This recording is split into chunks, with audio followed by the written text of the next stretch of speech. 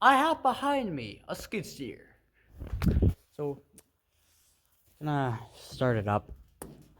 Just for you're gonna get 2 views.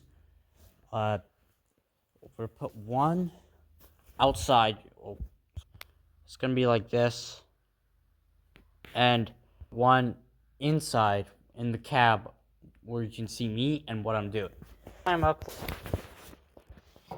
You have pretty much these controls: pull, push to go one way, push, pull to go the other way. It's very simple.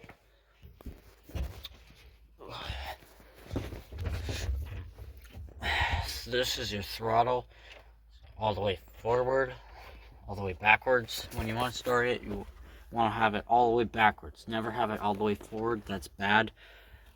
This is a very nice knife.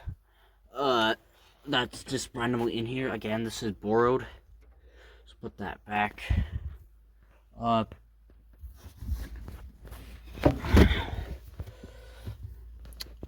This is the control panels. Let's do like a. This is just a light. They click like that.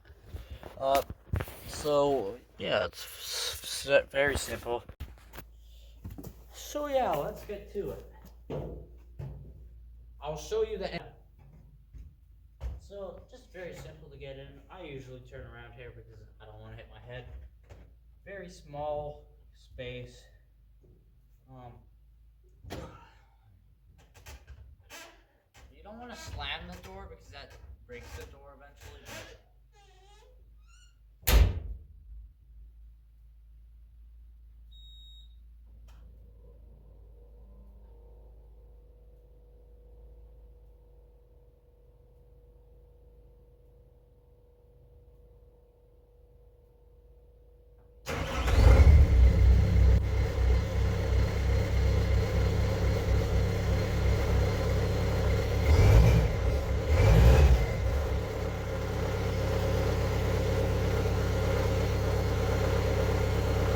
Lift thingy. Put it in.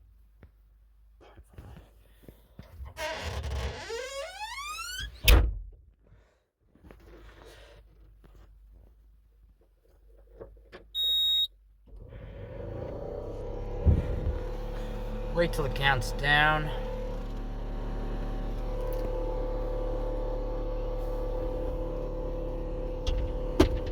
Make sure it's shut. Alright, now it's all the way counted down, so just turn the key.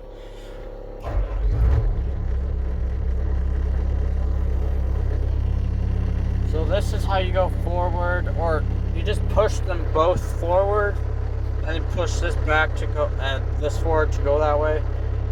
This is your throttle. Don't want to rev it too much because this isn't ours. This is the view you get. So this is what it's like inside of it. So yeah. Just pull this to open it. It unlatches it. Just push it open.